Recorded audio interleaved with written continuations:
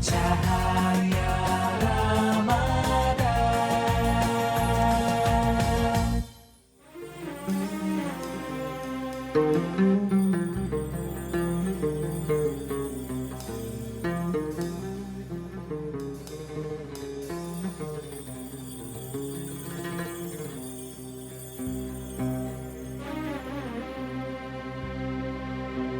سنين وسنين وانا صابر وراح اصبر كمان وكمان وبحر الشوق يلعب بي الليل اوصل لحظة سعيد وامشي معاك للاخر.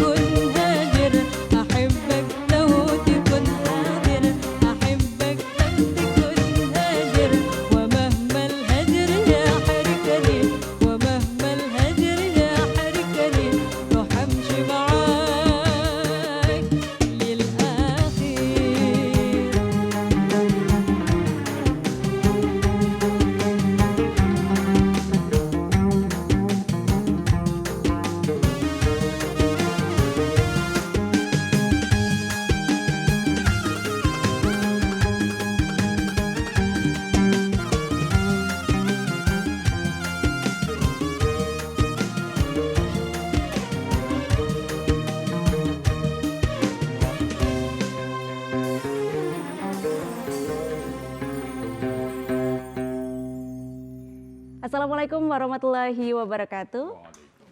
Pemirsa TVRI Jogja dimanapun Anda berada, dan kembali lagi di Cahaya Ramadan. Tentunya di awal-awal puasa masih semangat dan tentunya masjid-masjid sudah mulai ramai. Nah, mungkin barangkali pemirsa di rumah sudah mulai menghias-hias masjid, kerja bakti dan lain sebagainya. Pokoknya masjid-masjid jadi ramai deh. Dan sore hari ini kita ramaikan juga di Cahaya Ramadan. Ada rekan saya, ada Denta yang kayaknya juga kemarin sibuk di masjid ya, Denta ya. Kayaknya bulan Ramadan selalu dihiasi dengan satu fenomena yang tidak pernah luput gitu ya, yaitu selalu punya acara kerja bakti bersama begitu ya, walaupun hari-hari biasa ya tetap dibersihkan, tapi ini spesial. Dan gitu lebih ya. spesial lagi juga takjilnya, Denta Nah, ya. itu dia. Sampai sekarang ada beberapa masjid yang sudah merilis ya, hari ini akan ada buka apa, besok akan ada buka apa gitu ya. Tapi Udah memang ancang-ancang nih. udah mulai sih. Nanti kita mampir setelah ini ya, Deta. Tapi iya betul. Tapi memang kita lihat ya, masjid itu memang punya perkembangan yang luar biasa begitu ya. Dulu zaman saya kecil gitu ya, lebih banyak digunakan untuk sholat, ibadah begitu ya. Tapi sekarang ada banyak sekali kegiatan yang bisa dilakukan di masjid. Nah, apalagi di bulan Ramadan tentunya banyak banget aktivitas. Dan hari ini sudah bersama kita ya, Denta ya, dan pemirsa di rumah sudah ada bersama dengan kita, ada Ustadz Muhammad Jazir ASP. Dia merupakan Dewan Syuro atau Dewan Kemakmuran Masjid Jogokarian Yogyakarta. Assalamualaikum Ustadz. Waalaikumsalam warahmatullahi wabarakatuh. Masya Allah, sehat-sehat Ustadz? Alhamdulillah. Alhamdulillah, ini luar biasa. Ternyata Dewan Kemakmuran, masjid pun juga ada Dewan Harus Dewan Kemakmuran ya Kemakmurannya Ustadz ya. harus ada ini, Ustadz ya. Nah, tema kita hari ini yaitu terkait dengan masjid sebagai crisis center, atau bagaimana kemudian menjadikan masjid ini menjadi sesuatu yang tidak hanya digunakan sebagai ritual ibadah, tapi lebih dari itu. Ya, kita juga akan menilik seperti apa fungsi-fungsi masjid yang era-era dulu seperti apa. Nanti kita akan tanyakan langsung kepada narasumber. Dan nanti sekali. Pemirsa juga kami persilakan untuk bertanya langsung. Caranya gimana, Denta? Dan jangan lupa untuk pemirsa yang ingin bergabung bersama kami tunggu atensinya di telepon di 0274 580 800 atau juga bisa video call melalui nomor WA kami di 0823 33403574. Sekali lagi 0823 33403574. Nah, pastikan untuk Anda mengikuti sampai selesai karena nanti kita akan ada hadiah di akhir acara. Betul sekali. Pokoknya perlu disimak terus sampai akhir nanti ya. Dan Ustaz, terima kasih sudah berkenan untuk Rauh untuk menemani pemirsa di rumah di edisi Cahaya Ramadan sore hari ini. Nah, mungkin ada istilah Dewan Kemakmuran. Nah, kata makmur sebetulnya masjid yang makmur itu seperti apa sih, Ustaz? Ya, di dalam Al-Quran surah Taubah ayat ke-18 itu Allah sudah menyatakan innama ya'muru masajidallah man amana billahi wal yaumil akhir wa aqamas shalah wa ataz zakah wa lam yakhsha illallah fa asa ulaika ayyakunu minal muhtadin. Hanya saja orang-orang yang memakmurkan masjid-masjid Allah adalah mereka yang beriman kepada Allah dan hari akhir. Mereka menegakkan sholat, menunaikan zakat, dan tidak takut kecuali hanya kepada Allah. Mudah-mudahan mereka senantiasa diberikan petunjuk. Jadi indikator kemakmuran masjid itu 3 saja. Yang pertama, aqimis sholat. Seberapa ramai masjid itu dihadiri oleh masyarakat untuk menegakkan sholat berjamaah di dalamnya, ya, terutama sholat wajib. Kemudian yang kedua wa'atu zakah, ya. Seberapa besar kemampuan masjid itu mendayagunakan potensi jamaah untuk merubah kondisi jamaah masjid, masyarakat sekitar masjid itu dari penerima zakat menjadi pembayar zakat. Ya, jadi masjid yang makmur adalah masjid yang punya program pemberdayaan ekonomi, program peningkatan kesejahteraan rakyat, sehingga jamaahnya itu kalau dulunya mustahik penerima, kemudian bisa Berbalik ya.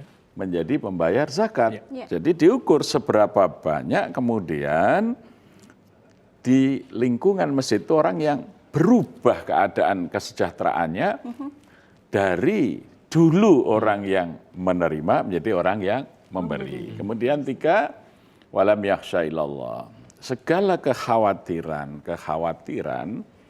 yang ada di masyarakat itu bisa dihilangkan dengan kehadiran masjid. Khawatir tidak bisa makan, oh ada masjid, beres.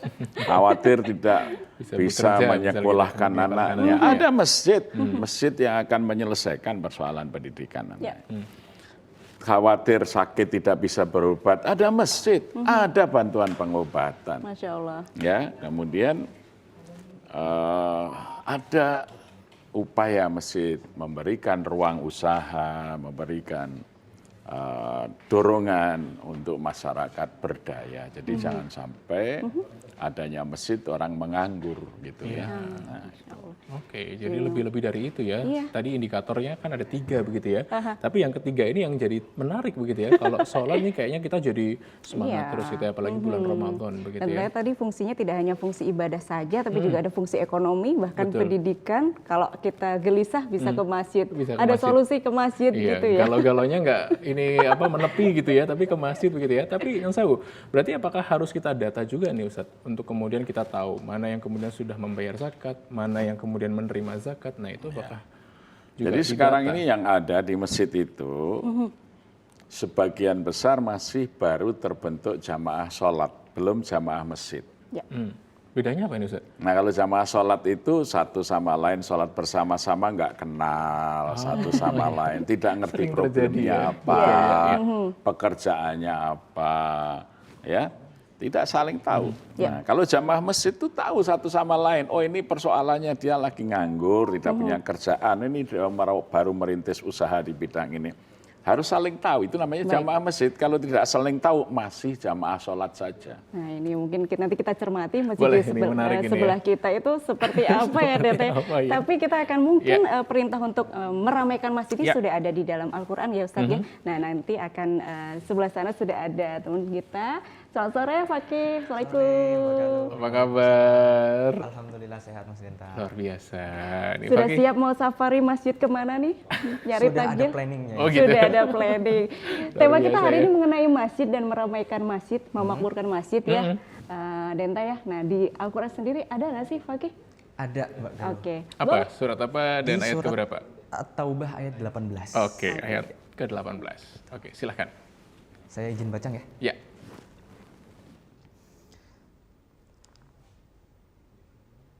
A'udzu billahi minasy syaithanir rajim.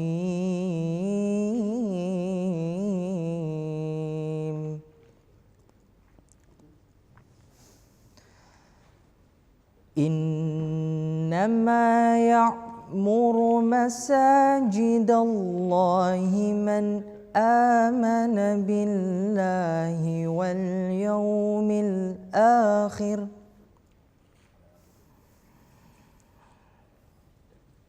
من آمن بالله واليوم الآخر وأقام الصلاة وآتى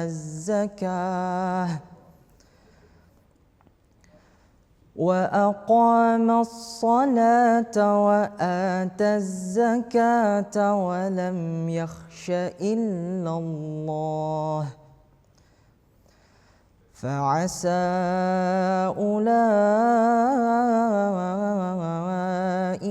أن يكونوا من المهتدين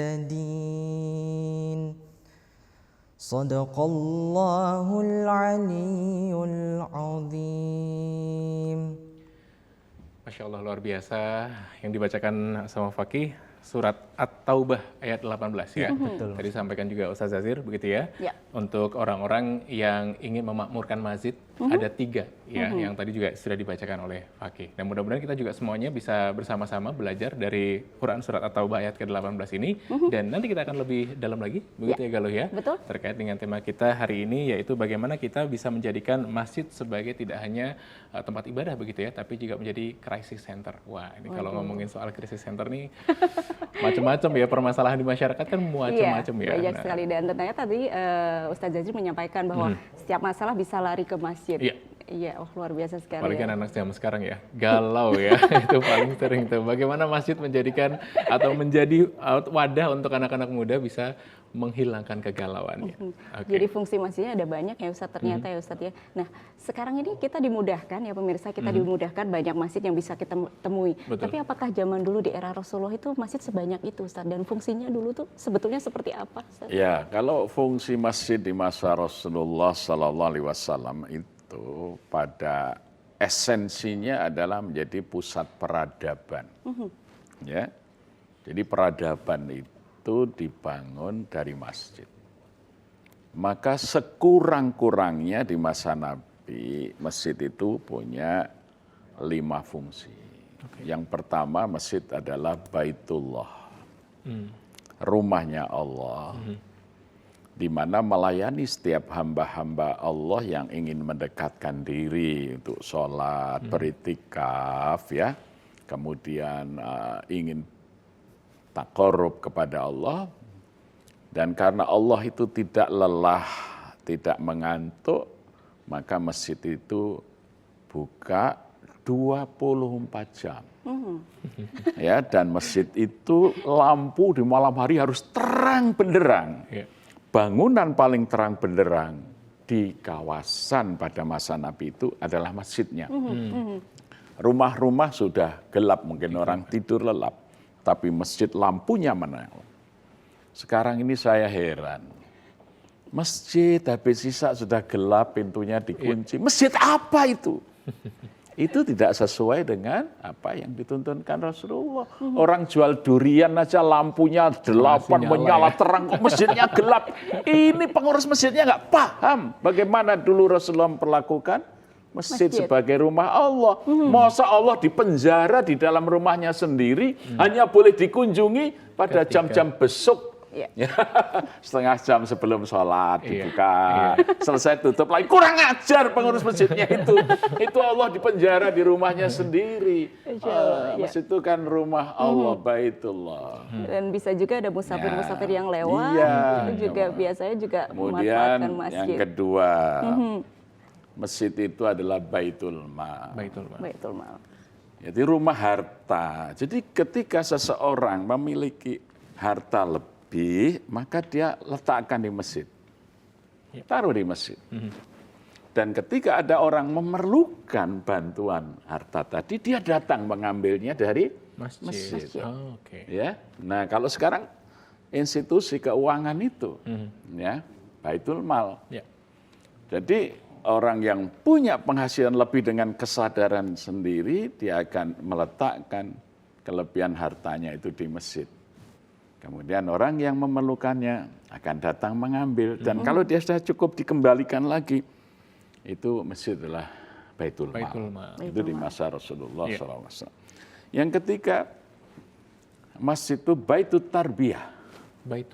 Rumah pendidikan. Ya, jadi ketika selesai perang Badar, itu banyak tawanan perang yang ditawan di masjid.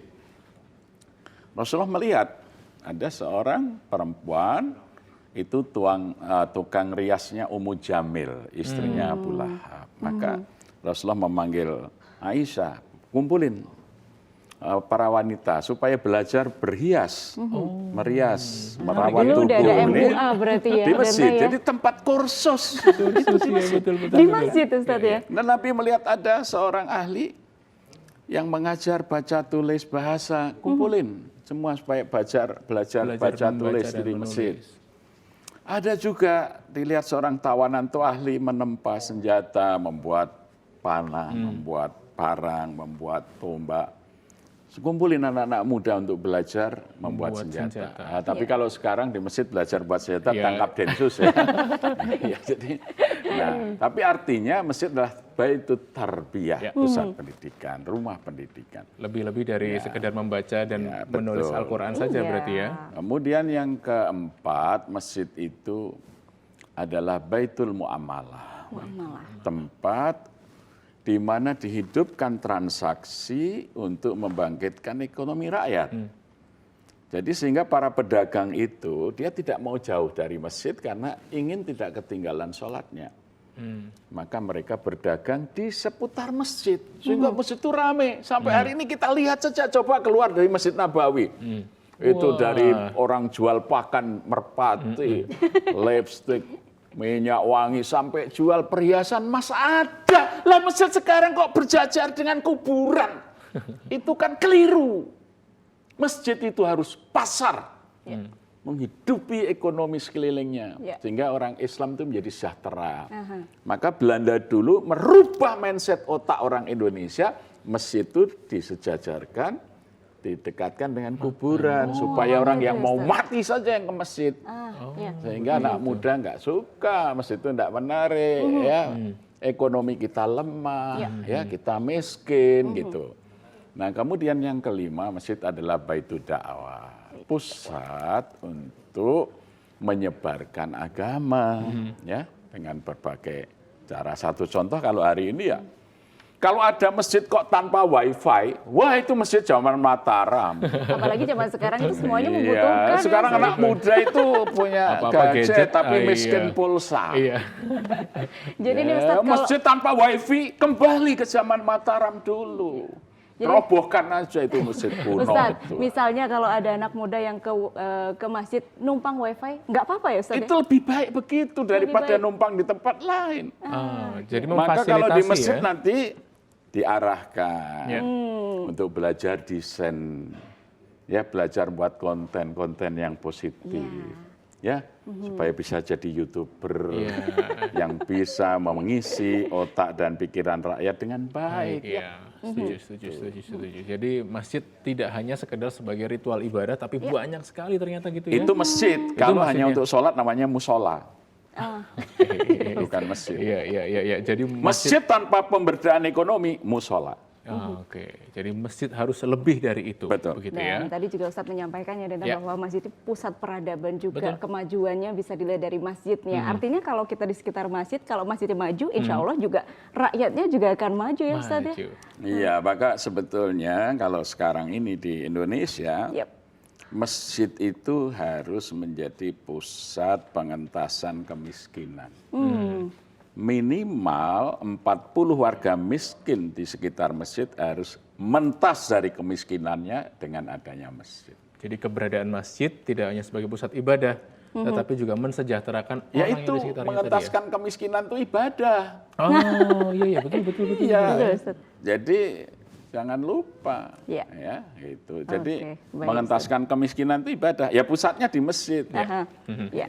Oke. Baik Ustadz, nah nanti mungkin Menarik. kami juga akan Iya. mengundang pemirsa di rumah untuk bisa bertanya dengan Ya. langsung bersama dengan Ustadz Jazir nih pemirsa. Jadi Betul. Anda bisa silahkan untuk line interaktifnya di 0823 3340 35574 atau nanti bisa telepon langsung di 0274 580 800. Betul Ya. sekali. Dan jangan lupa nanti kita juga akan bagi-bagi hadiah seperti biasa. Persembahan dari Amarta Batik seperti yang kita Yes, pakai sore hari kita ini. Yang pakai. pasti untuk sore hari ini kita juga akan bagi-bagi hadiah di sesi terakhir nanti. Untuk Anda yang ingin bergabung bersama kami tunggu semuanya di interaktif kami. Kita akan kembali lagi. Oke, jangan kemana-mana, tetap di Cahaya Cahaya Ramadan. Ramadan menyapa di TVRI Jogja, menyinarkan cahaya iman, cahaya Ramadan.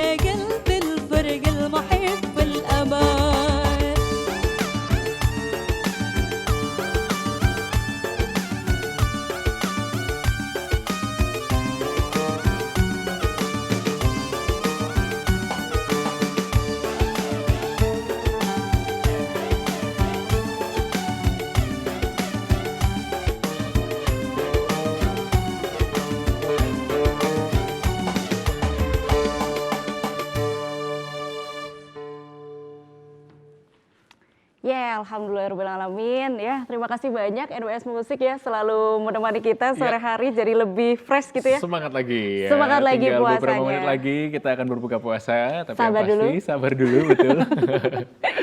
Tapi sembari sabar kita juga belajar lagi tentunya untuk sore hari ini bagaimana kemudian menjadikan masjid sebagai crisis center gitu ya. Bagaimana kemudian masjid menjadi solusi dari setiap permasalahan yang ada di sekitar kehidupan yang ada di masjid tersebut ataupun secara luas bagaimana kemudian masjid menjadi salah satu penumbuh masyarakat yang ada di sebuah bangsa ataupun negara. Nah, gitu dari ya. tadi Ustaz Zazi juga sudah menyampaikan nih, kita jadi mencermati masjid-masjid sekitar kita ini seperti apa. Sudah Iya. memenuhi belum fungsi-fungsi masjid yang sebetulnya. betul, Nah, betul. untuk memakmurkan masjid tersebut, Ustaz, tantangan-tantangannya seperti apa sebenarnya, Ustaz?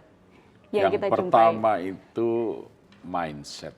Nah, Jadi mindset masyarakat itu sudah terbentuk sejak 1903 ketika pemerintah Hindia Belanda mengeluarkan Stadblad nomor 26 tahun 1903 yang membatasi fungsi masjid saja sebagai tempat sholat, tempat ibadah. Padahal sebelumnya masjid adalah pusat peradaban.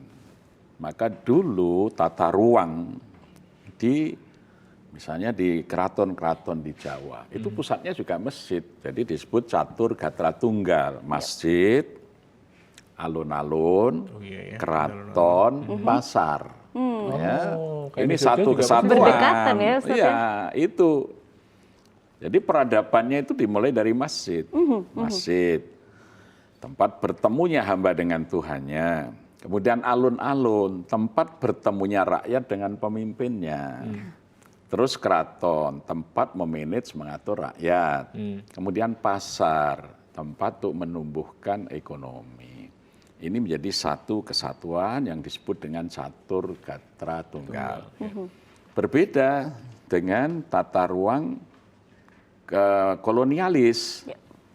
Gedung Agung, depannya benteng. Ya, benteng Frederik misalnya, kalau di Solo Vastenburg misalnya. Apa? Karena penguasa dulu itu berkuasa dengan senjata, dengan tidak dengan kecintaan rakyat. Maka dia sangat takut dengan rakyat sehingga kekuasaan selalu dijaga dengan protokoler militer yang ketat. Ya, jadi sebetulnya kalau raja di dalam kehidupan masyarakat Muslim zaman keraton dulu, raja itu dekat sekali dengan rakyat. Ya, jadi kalau raja dari keraton mau sholat Jumat, itu rakyat sudah menunggu di sepanjang jalan. Jadi ya, momen dari untuk- keraton sampai masjid gede itu, rakyat tuh jam 11 kalau hari Jumat Kliwon terutama karena Sri Sultan mau terdak ke masjid, sudah berjajar nanti derek ke sultannya berjamaah ke masjid. bisa dibayangkan Nah, kalau suasananya senang sekarang sekali ya. presiden misalnya di awal tentara begitu ketat, itu Belanda, gitu loh. Itu tradisi militer Belanda. Pemimpin itu dijauhkan dari rakyat. Ya. Ya, pemimpin itu lebih dekat dengan pasar, tidak dekat dengan masjid. Ya. Ya, artinya pemimpin itu dikendalikan para pemilik modal. Kebijakannya tidak memihak rakyat, kebijakannya memihak pemilik modal. Ya. Ya, makanya Gedung Agung dekat dengan Beringharjo, tetapi keraton dekat dengan Masjid Kauman, kan gitu. Iya. Ya, jadi itu filosofi yang luar biasa. Nah, sekarang ini otak kita sudah menjadi otak kolonialis, otak kapitalis. Pemimpin kita dekat dengan para pemilik modal. Untuk jadi pemimpin akhirnya NPWP, nomor piro wani piro. Gitu. Jadi Ternyata politik transaksional itu rusak otak kita ini ketika masjid sekarang sebagian besar mengikuti cara Belanda berpikir. Mindsetnya itu tidak mengikuti mindset Nabi, tapi mengikuti mindset kapitalis. Tantangannya luar biasa. Ternyata dari sisi letaknya saja sudah berpengaruh ke bagaimana orang memandang masjid tersebut ya, Denta Tapi ya. memang mindset itu jadi sesuatu yang luar biasa begitu ya. Apalagi kalau sekarang kita sudah tahu ilmunya, sudah tahu, tapi kan mau merubah itu tidak segampang itu ya, Ustaz ya. Kan gitu ya. Dan Tapi merubah- juga tidak sulit kalau ada kemauan. Kalau kemudian kita mulai begitu insya ya. Allah, Insya Allah begitu ya. Oke, dan Nah. jangan lupa pemirsa ya, kami undang kembali untuk Anda, untuk yang mau bertanya langsung, boleh banget ya Denta ya. Ya, boleh.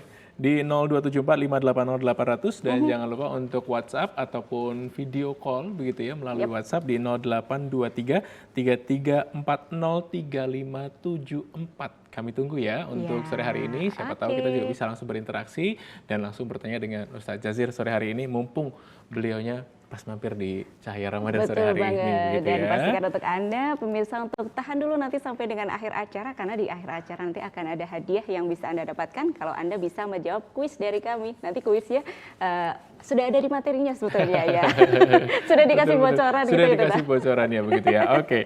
Nah, kita kembali lagi Ustaz. Bagaimana kemudian Rasulullah Shallallahu alaihi wasallam kemudian menjadikan masjid, kita kembali lagi ke pertanyaan yang awal tadi, menjadi sesuatu yang pusat pemerintahan kalau tadi Ustadz bilang ya. Kemudian Ustadz bilang juga sebagai pusat perekonomian, pusat ibadah, pusat bagaimana kemudian berkembangnya agama waktu itu kemudian menjadi sebuah sentral begitu. Nah, bagaimana kemudian mulai dari apa kemudian kita bisa memulainya dari yang orang-orang seperti kita ini, bagaimana cara memulai langkah kecilnya gitu untuk bisa mewujudkan itu kembali? Yang pertama dengan membentuk jamaah masjid.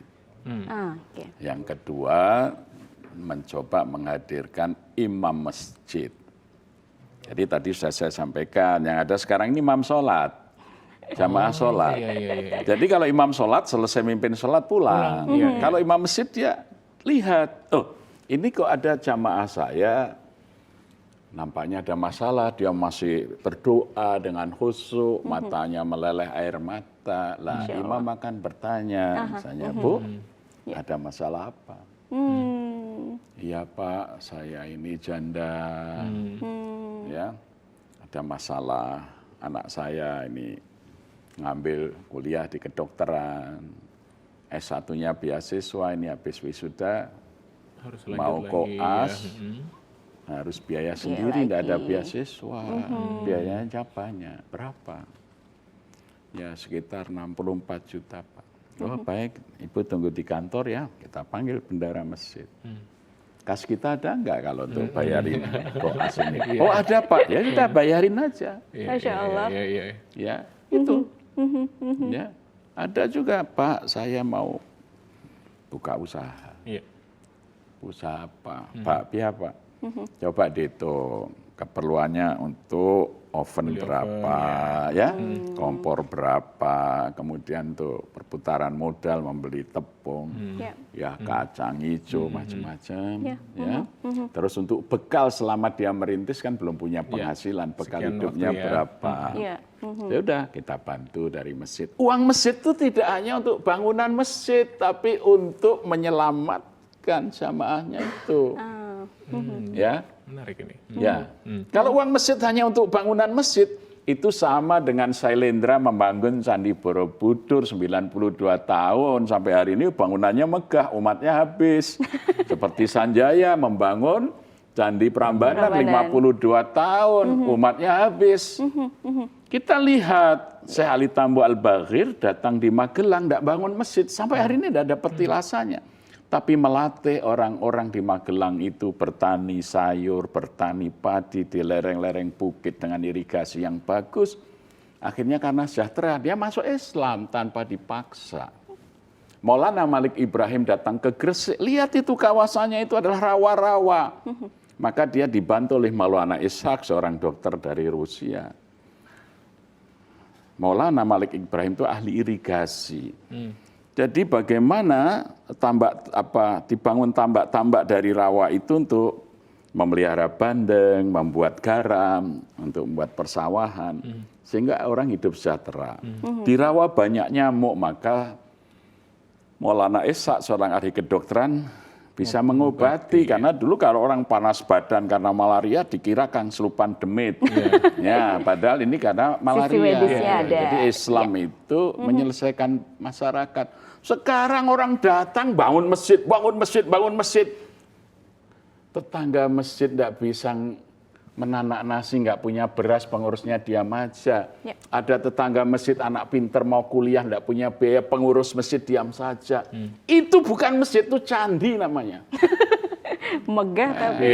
Kalau masjid itu harus solutif. Ini contohnya Nabi. Ini masjid model Sailendra. Ini masjid model Sanjaya. bukan model Nabi Muhammad Sallallahu Alaihi Wasallam.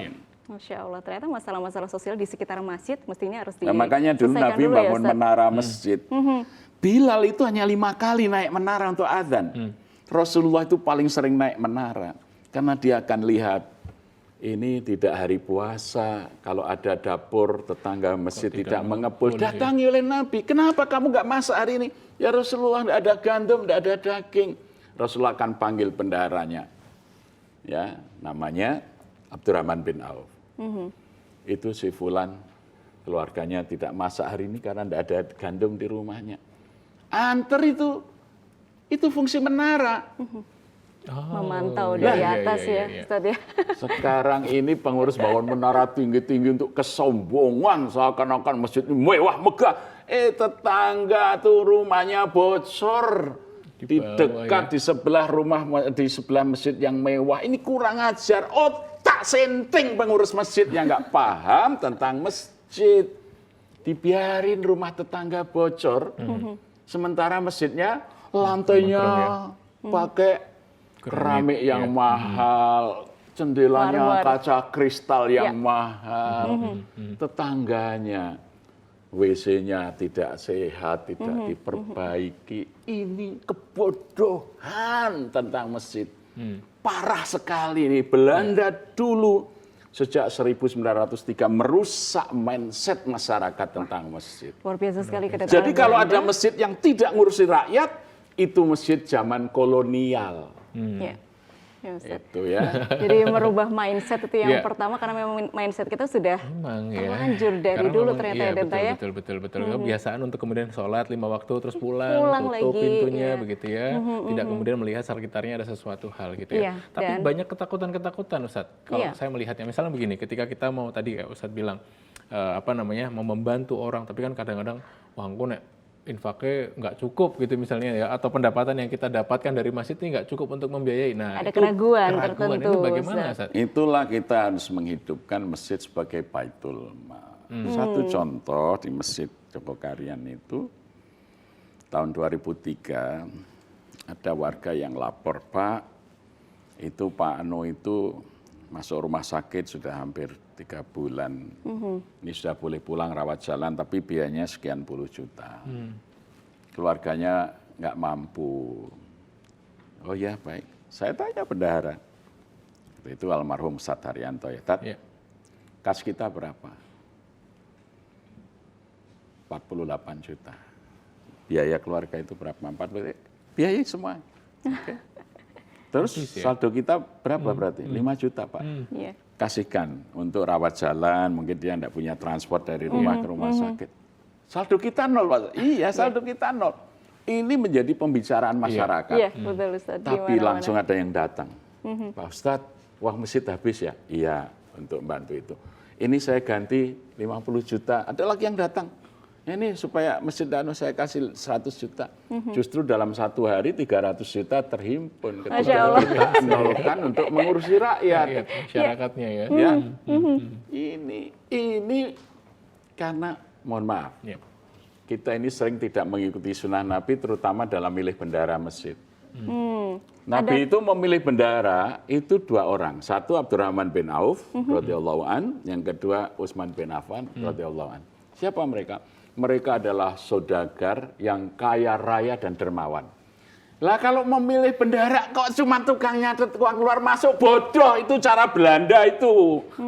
Yaitu administrator keuangan. Kalau bendahara ini masjid tidak punya uang kasih, masjid tidak punya uang kasih. Itu namanya bendahara, dia punya benda. Bukan punya alat tulis nyatet keluar masuk, itu namanya administratif. Maka bid'ah ketika milih bendahara bukan orang kaya yang dermawan, maka masjidnya tidak bisa jalan dengan baik. Ternyata memang memilih sumber daya manusia untuk mengurusi masjid itu memang ada poin-poin tertentu yang harus kita perhatikan ya Denta ya. Perlu belajar lebih banyak ini ya kalau ternyata misalnya begitu ya. Dan artinya juga untuk para pengurus masjid belum telat lah untuk kita Coba mulai gini ya, Ustadz ya. Iya. satu contoh. Kita masang lift di masjid nih, karena melihat lansia kalau mau naik ke lantai atas Iya, berat. kesulitan ya. Berapa biayanya? 820 juta. Nah kalau bendahara punya uang, mulai dulu. Berapa kita bayar uang mukanya, Ya. ya.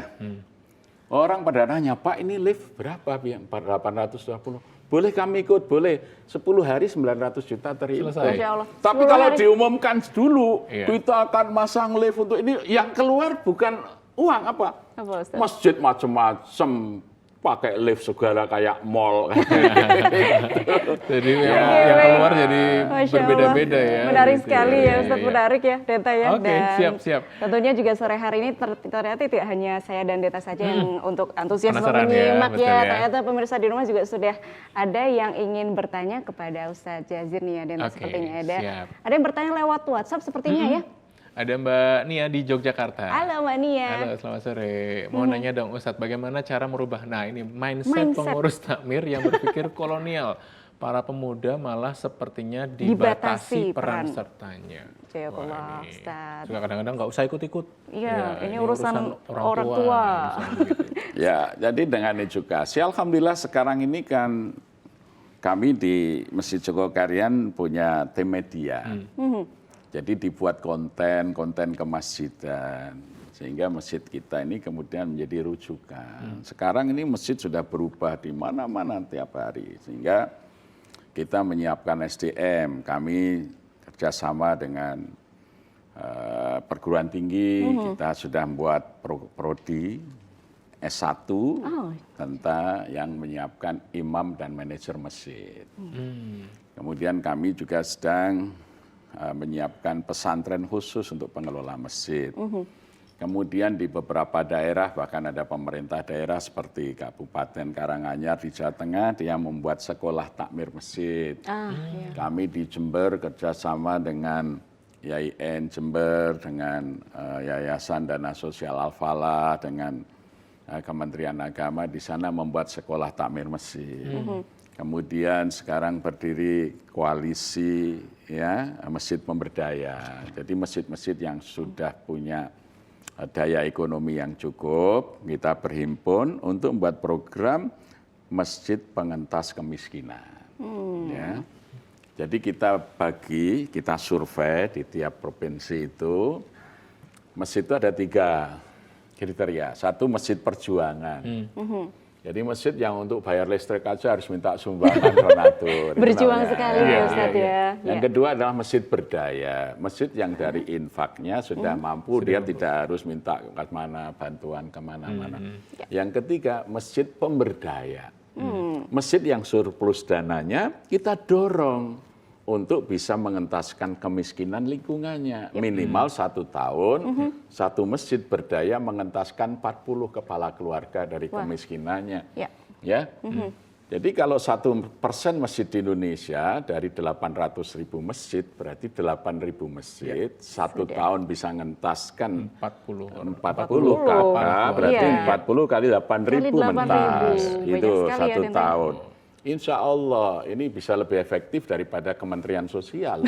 Masya Allah. Jadi memang tiap masjid punya harus didorong seperti itu tugasnya ya. sendiri-sendiri dan tergantung kriteria Maka masjid kami buat tersebut, namanya ya. Koalisi Masjid Pemberdaya, KMP. Jadi kami menghimpun masjid-masjid yang sudah surplus ini, untuk mindset pengurusnya kita rubah. Kemudian kami adakan AMP, namanya Akademi Masjid Pemberdaya. Jadi Masjid Pemberdaya itu mengikuti kuliah, kita membuat modul perkuliahan, ya supaya dari masjid itu nanti bisa melaksanakan program-program pemberdayaan ekonomi, pengentasan kemiskinan. Ya, kita sudah wisuda 1 angkatan untuk AMP ini. Nah, nanti kita terus membangun SDM, masjid-masjid yang mampu memberdayakan ekonomi rakyat, meningkatkan kesejahteraan, dan masjid yang punya program pengentasan kemiskinan. Lewat pendidikan salah satunya. Ya, Dan lewat ternyata jalur pendidikan. Jalur pendidikan. Tapi memang mindset itu memang jadi apa ya, landasan begitu ya. Iya. Karena kalau kita tidak punya mindset yang baru begitu ya, ya wes gitu-gitu aja lah. Sebenarnya Yang bukan penting- mindset baru, mindset Apa, Ustaz? asli. Asli. Zaman Iya, Nabi. Bahkan dulu ya. sudah ada, Yang sudah ketinggalan ini terbangun. kan mindset kolonial. Kita ini sudah merdeka 78 tahun. Mosok ngurusnya masjid masih masjid terjajah. Ya, otak-otak pengurusnya masih otak tahun 1903. Iya. Kita ini sudah era merdeka. Gitu. Oke, ini reformasi nih ya, tidak hanya reformasi secara nasional begitu ya, tapi juga kemasjidan. Oke, Oke. jangan lupa untuk rekan-rekan dan juga pemirsa yang ingin bertanya langsung bersama kami juga tunggu di 0274 580 800 dan juga di 0823 3340 3574. Passwordnya adalah Cahaya Ramadan. Nanya Nanya dong. dong. Iya. Gitu ya. Silakan untuk yang ingin langsung bertanya. Dan apakah langsung sudah ada pertanyaan lagi? Jika belum, nanti kita juga masih akan tunggu. Dan jangan lupa kami masih punya hadiah untuk pemirsa yang ingin bergabung di sesi terakhir nanti. Ya, pokoknya kita tunggu ya nanti pertanyaan apa, langsung telepon-telepon ke sini aja ya. Oke, siap. Nah, memakmurkan masjid ini memang menjadi tujuan kita untuk kemudian menggaungkan lagi, begitu ya Ustadz ya? Betul. Tidak kemudian merubah mindset, tapi mengembalikan mindset lagi. Mengembalikan. Nah, apakah peran anak muda ini juga penting Ustadz untuk kemudian bisa merubah ini semuanya, bisa kembali lagi? Apakah kemudian misalnya nih ke Jogokarian dulu kek atau seperti apa? Bagaimana kemudian pemuda memulainya? Ya, semua perubahan dilakukan oleh anak muda. Dan potensi muda itu luar biasa. Ya, maka Bung Karno dulu mengatakan, beri kepadaku 1000 orang tua, Iya. aku akan cabut Semeru dari uratnya. Beri kepadaku 10 pemuda, aku akan goncangkan dunia. Iya. Gitu. Jadi, bentuknya. maka pemuda itu hal yang sangat penting. Hari Senin Rasulullah mendapat wahyu pertama. Hari Selasa seorang pemuda yang bernama Ali bin Abi Thalib menyatakan ikrar ya keislamannya. Jadi pendukung utama itu anak muda. Ya, maka masjid tanpa remaja masjid itu akan sangat sulit untuk berubah. Iya. Jadi maka hendaknya di masjid-masjid itu ada remaja masjid. Nah, remaja masjid inilah nanti menjadi motor penggerak daripada perubahan. Salah satu dari fungsi paling utama adalah bagaimana mengelola media. Ya, ini panggilan bagi anak-anak muda nih. Ternyata kita punya peran nih untuk bisa memakmurkan masjid, tidak hanya bagian dari masjid saja, tapi kita juga punya peran. Punya Ya, peran Rika, luar ya. biasa. Baik, ada penelpon yang sudah masuk, kita coba angkat dulu. Assalamualaikum, selamat sore. Assalamualaikum, selamat sore. Cahaya Ramadan. Halo, Cahaya Ramadan. Waalaikumsalam warahmatullahi wabarakatuh. J. Salam. Kamu tuh Ustaz. Boleh, Boleh Mbak, dong, silakan. boleh. Dengan Bapak siapa di mana, Pak? Halo? Dengan Bapak siapa di mana, Pak? Dengan Bapak Ahmad. Bapak Ahmad di mana, Pak? Halo, dengan Bapak Ahmad. Bapak Rama di mana? Di Suryo Dingratan. Soryo di Ningratan. Oke, baik. pertanyaannya. Suryo Dingratan. Ya, Silakan. silakan Bapak.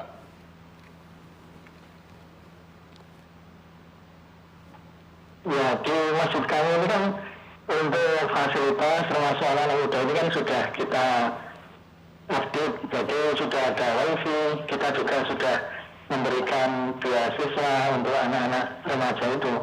Tapi untuk aktif di masjid, itu mereka hanya muncul ketika Ramadan saja. Dan event yang itu kegiatan. Iya. Oke, Baik, terputus? Pak Rahmat. Oke. Melibatkan banyak orang seperti ulang tahun masjid dan sebagainya. Nah, supaya mereka tetap aktif, bagaimana itu solusinya, Ustaz? Ya, Ya, baik. oke. Baik, Pak Siap. Ahmad. Terima kasih. Terima kasih. Warahmatullahi wabarakatuh. Waalaikumsalam warahmatullahi wabarakatuh. Menarik Anak-anak ya. muda sudah mencoba untuk digerakkan, Ya, memberikan beasiswa, difasilitasi, tapi Bergeraknya hanya sebagian atau waktu-waktu tertentu saja. khususnya pada begitu ya. saat Ramadan. Nah, tadi ya. selepas dari itu kembali lagi. Bagaimana Ustaz? Ya, itu sebetulnya karena orang tua setengah hati memberikan peran ya. Artinya memang perannya itu hanya pembantu aja, tidak diberikan pemuda-pemuda Iya, ini ya. Iya, jadi anak muda itu kan lagi ingin mengembangkan leadership. dia pengen didengar, dia ingin punya gagasan, dia tidak mau jadi objek, dia harus jadi subjek. Yep. Ya. Maksudnya contohnya seperti apa? Nah, kalau contohnya realnya, begini, jadi Libatkan anak-anak ya, Ustaz. muda itu kita libatkan dalam merancang program-program kemasjidan. Wah, Masya Allah, itu hal yang besar ya itu ya, Loh, Tete? iya Iya, harus. Pak ya. Kemudian yang kedua kita bebani bagaimana menyelesaikan problem-problem masjid. Satu contoh ya, anak-anak remaja masjid di Jogokarian itu dia mengelola media. Salah satu yang dikelola adalah fundraising lewat media. Jadi dengan media itu dia bisa mengelola infak virtual. Oh iya ya, Iya, kalau zaman sekarang pakai relate ya. AdSense. anak Nah, muda iya. ya. Jadi kalau orang tua itu dia berpikir ngedarkan pakai kotak Kotak, infak iya, itu betul. cuma sebesar masjid. Iya. Tapi anak-anak remaja masjid Jogokarian ini buat media, buat peluang infak setiap subuh Rp1.000, Jumat Rp10.000. Tahu nggak itu? Sebulan bisa 250 juta itu. Masya Allah ya. dahsyat Dan ya. bahkan melalui karena videonya kotak infaknya Bisa Bisa kemana-mana kemana-mana. ke ya. seluruh dunia. Bisa siapa gitu saja ya, Ustaz, Mungkin ya? orang ngasih cuman 10 dolar dari luar kan. Ya, kalau orang tua kan pikirannya kotak infak. Muter aja ya. Dan tadi juga Ustadz menyampaikan ada tim media, berarti bisa lewat AdSense juga, itu juga bisa Iya, iya, masuk iya, ke iya. Ya, pendapatan. jadi anak-anak muda itu kasih ke depan. Jadi leadership hari ini seperti yang di simbol Kementerian Pendidikan kita itu Tut Wuri Handayani. Kita ini di belakang, yang bukan kita ini di Yang depan, maju di depan ya. Ya, oke. yang di depan anak-anak muda. Pasti kalau anak muda itu tadi hanya jadi objek, enggak mau dia. Iya, iya, iya. Jadi anak muda, Eranya sudah anak muda di depan. oke, anak muda di depan dilibatkan gitu ya, Denta ya. Tapi tetap di backup ya. Betul, dibimbing dari belakang. Kita ini kan tinggal mengontrol saja. Iya. Oke, baik Ustadz. Menarik Nah, ini ya, semakin kalau menarik seperti ya ini. untuk Ya. pemirsa. Setelah ini kita akan kembali lagi tetap di Cahaya Cahaya Ramadan. Ramadan. Ramadan menyapa di TVRI Jogja, menyinarkan cahaya iman. Cahaya Ramadan.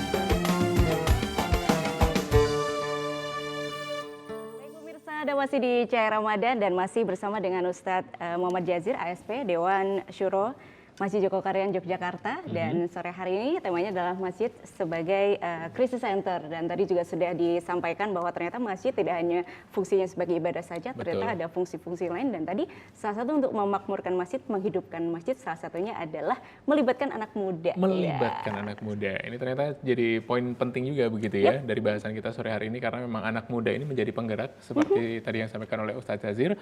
Bagaimana kemudian anak muda ini diberikan peran yang apa ya istilahnya ya, prioritas atau gimana? Atau yang utama ya, yang di peran-peran penting juga begitu ya, tidak hanya kemudian ikut aja begitu ya, tapi menjadi orang-orang yang juga memiliki keputusan untuk bisa memberikan ya atau tidak.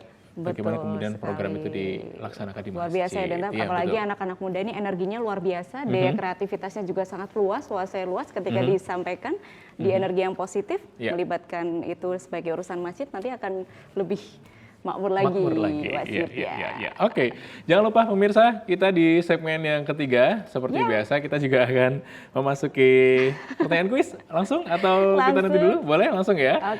Oke, pertanyaan kuis kita untuk sore hari ini silakan nanti bisa dijawab melalui video call saja begitu atau ya.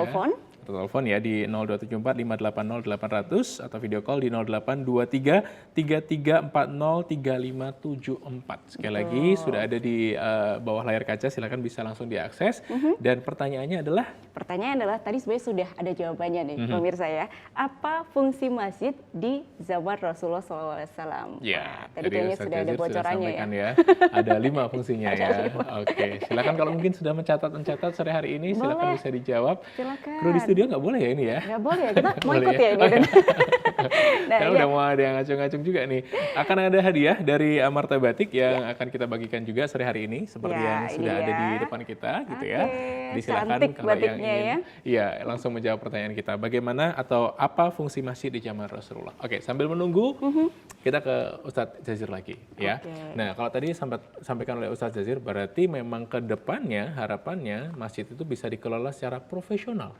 Atau seperti apa Ustadz? Maka ada manajemennya tersendiri sebetulnya istilahnya bukan profesional dalam arti sebagai sebuah pekerjaan profesi ya, tetapi dikelola dengan penuh kesungguhan oleh orang-orang yang memang memiliki wawasan, pengetahuan dan kemampuan untuk manajerial yang baik ya.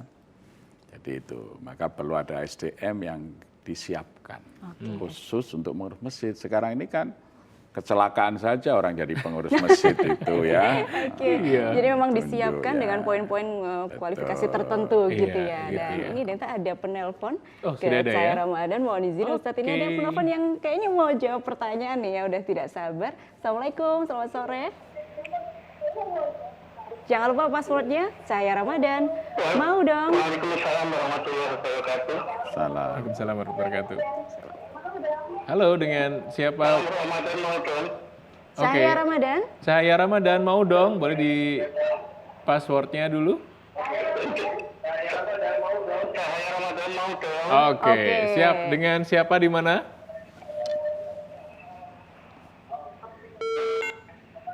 Dengan Pak Jati Kartosuro. Kartosuro. Masya Allah. Monggo silakan Pak. Silakan Bapak. Jawabannya? Iya, boleh menjawab quiz ya. Fungsi masjid antara lain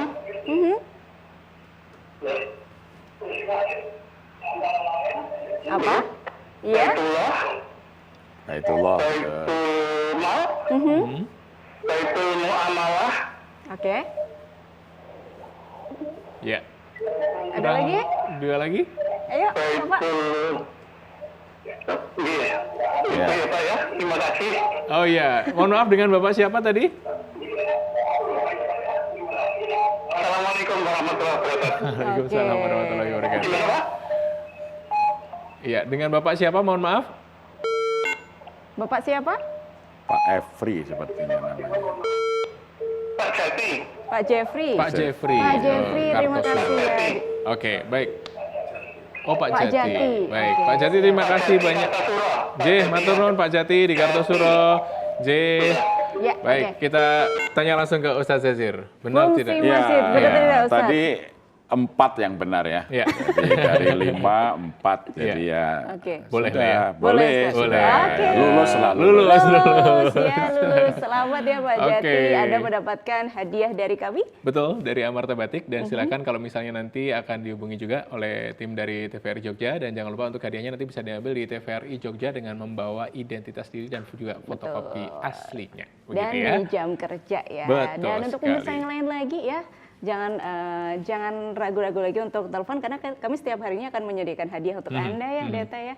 Dan silahkan untuk bisa telepon-telepon di setiap harinya di Cahaya Ramadan ini. Oke, dan kita masih buka ternyata sore hari ini untuk jawaban dan juga maksud kami pertanyaan-pertanyaan dari rekan-rekan dan juga pemirsa yang ingin bergabung bersama kami di 0274 580800 atau di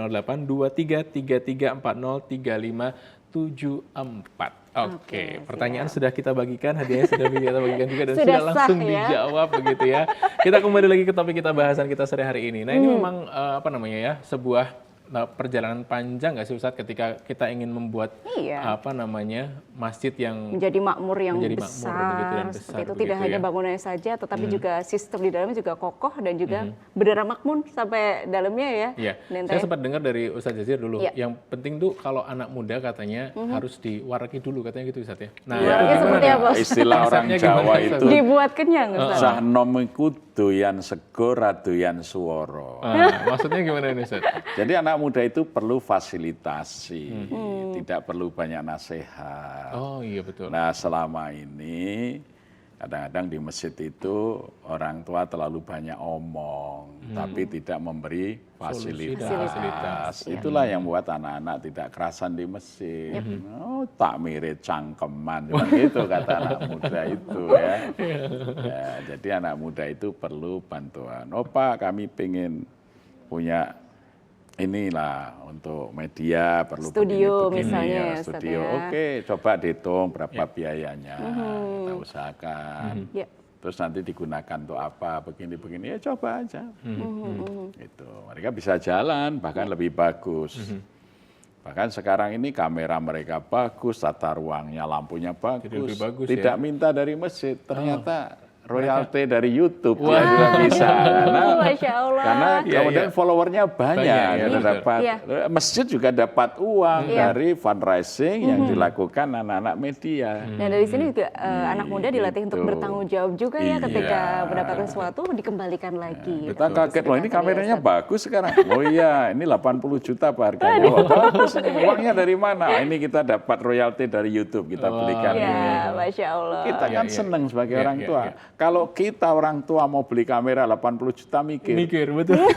Wah, apalagi nanti pakai iuran ngedarkan Iya. proposal sumbangan kan gitu aneh-aneh masjid beli kamera. Iya. Wah, gitu nanti. Artinya memakmurkan masjid ini tugas setiap dari kita ya Ustaz ya. Setiap Iya, dari itu kita. orang yang beriman harus makmurkan masjid kata maka kalimatnya innama ya'muru masajidallah man amana billahi wal yaumil akhir. Innama itu jumlah khobariyah. Artinya dia menunjukkan sifatul lazimah, sifat yang melekat pada orang yang beriman kepada Allah dan hari akhir memakmurkan masjid. Jadi kalau ada orang yang beriman pada Allah dan hari akhir kok tidak memakmurkan masjid, dipertanyakan imannya kepada Allah dan hari akhir gitu.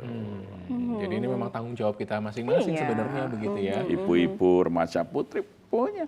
Makanya zaman Nabi tadi mereka belajar berhias, belajar mematut diri ya untuk suaminya di masjid itu. Ya, ketika ada tukang riasnya Ummu Jamil yang menjadi tawanan perang itu dikumpulkan ibu-ibu untuk belajar. Ya, gitu. Oke, nah menarik ketika ada beberapa mungkin juga sempat saya juga melihat ada komentar-komentar mungkin ada beberapa orang yang masih belum paham begitu ya Ustadz ya. Ada yang bilang kok masjid malah tidak mengajari membaca menulis Al-Quran, Tapi malah yang lain. masak-masak, malah ini buat apa acara ini acara itu. Nah itu bagaimana kemudian bukan mematahkan ya, Iya. memahamkan agar Memberi kemudian pemahaman yang baik apakah itu seperti memang Loh, masjid kan baitu tarbiyah juga mengajarkan membaca Quran Iya. juga, tapi juga Juga. mengajari Bagian dari situ, masa. ya. Maka Di masjid kami itu ada cooking class ya. Ya, jadi Kan yang sekarang seneng ya. bagaimana anak-anak muda belajar memasak menu Jepang, menu Korea yang lagi Ada Ustaz, tren. menu Iya. Jepang ada Ustaz. Iya, Jadi tidak hanya menu Arab gitu sehingga Ustaz. akhirnya ada yang jadi penjual makanan Korea, ya, penjual makanan Jepang yang lagi tren. Barangkali nanti sebentar lagi bagaimana menu-menu dari Soviet Rusia karena sekarang perang Ukraina kan menanyakan itu, jadi mungkin bisa tren kan gitu toh. Ya. Kalau tahun 80-an dulu kan ada bakso Palestina. Apa Palestina? Panas, lezat, tidak najis. Ya, itu kan gaya-gaya muda pada zamannya dulu kan. Itu ya. Nah, sekarang misalnya buat menu apa yang ya anak muda sekarang ini tidak bisa dibelenggu oleh lokalitas, lidahnya saja sudah lidah dunia, ya. Jadi kalau disuruh makan growol, lawuk-kawuk, tiwul, ongol-ongol, bahkan dari namanya aja nggak tahu Ustaz. Bingung ya ini apa ini yang mana gitu ya.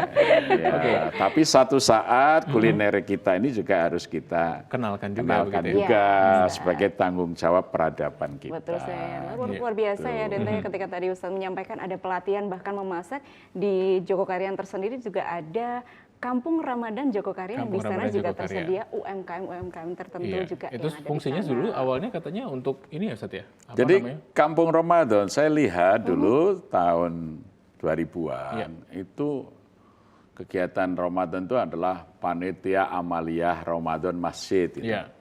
Sehingga gema Ramadan itu hanya terasa di masjid-masjid. Maka kami berpikir bagaimana seluruh pelosok kampung itu mendapat cahaya Ramadan. Itu makanya kita buat namanya Kampung Ramadan. Apa kegiatannya? Satu, pra-Ramadan itu lomba kebersihan kampung antar RT, lomba membuat gapura menyambut Ramadan, lomba menghias rumah menyambut Ramadan, lomba membuat lampion Ramadan, gitu ya. Mau kita adakan tapi kurang disukai oleh aparat, misalnya waktu itu festival Long Bumbung kan gitu ya. Ya misalnya kan gitu. Jadi supaya semua umur, semua warga itu merasakan kehadiran Ramadan, hatinya tercahaya Ramadan, tidak hanya orang yang ke masjid saja yang menikmati Ramadan. Maka kemudian ada pasar sore sepanjang jalan dari ujung ke ujung. Sekarang ini 362 pedagang. Luar biasa. Itu macam-macam semua. Macam-macam jualannya. Omsetnya tahun yang lalu 1 bulan itu 7,5 miliar. Wow. Luar biasa ya, dari Kampung Ramadan Jogokarian itu ya Ustaz ya? Tadi ya. Wow. Tadi ada banyak lomba-lomba, lomba menghabiskan takjil, ada nggak? Nanti kita ngomongin. Oh iya, jadi. Tapi juga menarik, takjil juga diberikan luar biasa oleh Jogokarian begitu ya, sampai dengan 3.000 sekian ya? Itu 3.500 itu yang di piring saja. Kita masih backup dengan 400 box. Masih ada roti, ada kurma. Karena rata-rata pengunjung per hari 5.000-an. Itu aja sampai nggak cukup loh ya untuk dan sekarang tidak hanya dari seluruh Indonesia, bahkan sekarang itu sudah jadi agenda wisata dari luar. Jadi ada orang dari Cina, dari Jepang, dari ini berkunjung. Bahkan ada yang jadi relawan takjil, dia ikut membagikan makanan karena di negaranya tidak ada orang makan bersama sebanyak ribuan itu setiap hari. Dan menunya beda-beda ya Ustaz. Dan menunya beda-beda, kita ada jadwal menu. Jadi boleh mengikuti, Jogokarian hari ini apa, kalau nggak salah misalnya ada rendang hari ini rendang betul ya. Apa loh? Kalau rendang udah cek ya. Besok bronkos misalnya ada itu jadwalnya. Oke. Wah, ini menjadi agenda tertentu nih nanti mungkin pemirsa di rumah yang sorenya mungkin bingung mau ngabuburit di mana, boleh langsung ke Jogokarian ya. Oke. Wah, sudah ada penelpon lagi yang sudah bergabung melalui video call. Selamat sore. Assalamualaikum. Cahaya Ramadan. Wabarakatuh. Salam. Assalamualaikum. Waalaikumsalam warahmatullahi wabarakatuh. Cahaya Ramadan.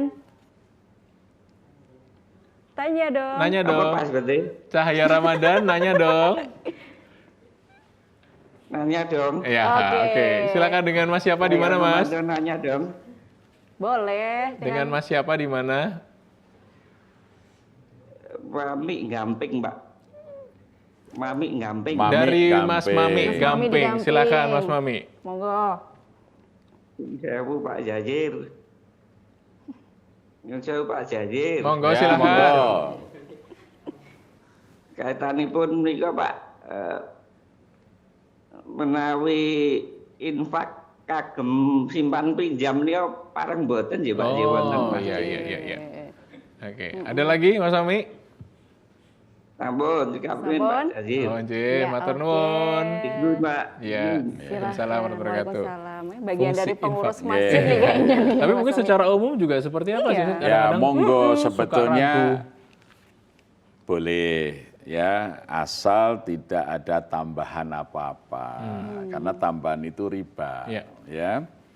Jadi infak itu bisa dipinjamkan untuk modal usaha, untuk memenuhi kebutuhan masyarakat. Tetapi jangan dibebani biaya administrasi maupun tambahan. Karena itu nanti yang melanggar syariatnya di situ. Iya. Ya, gitu. Kemudian kalau bisa ya programnya itu kalau dari aspek ekonomi kita sebut dengan Qardul Hasan, pinjaman kebajikan.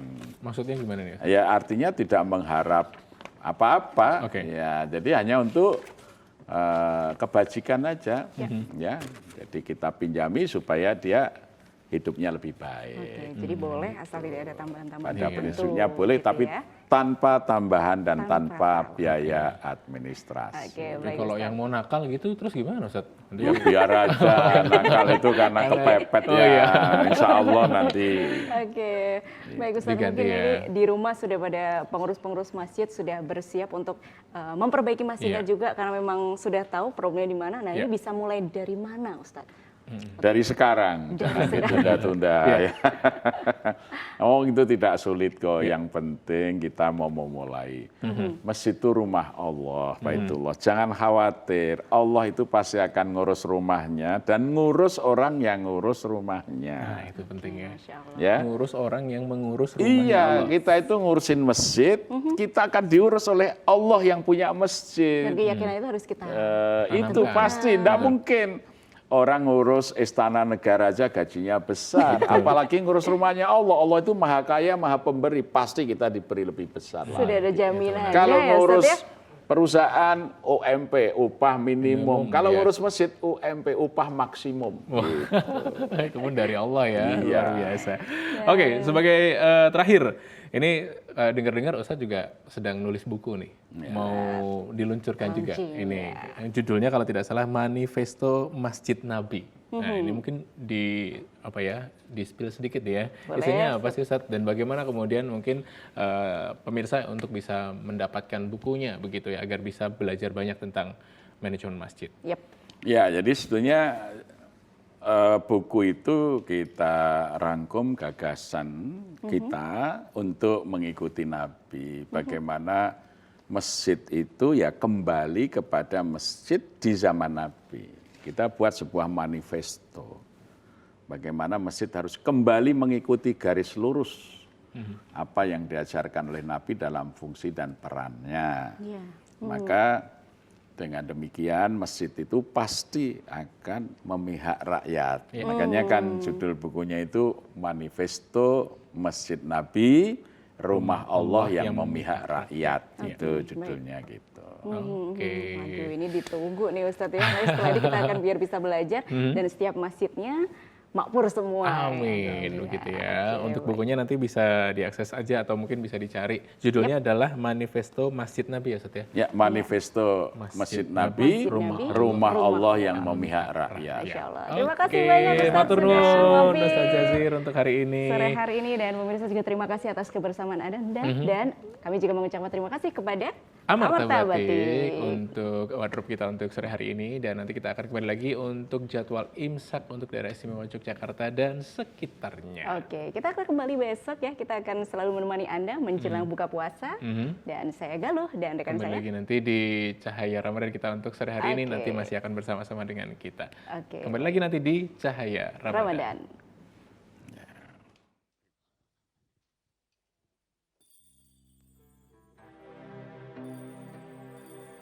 يا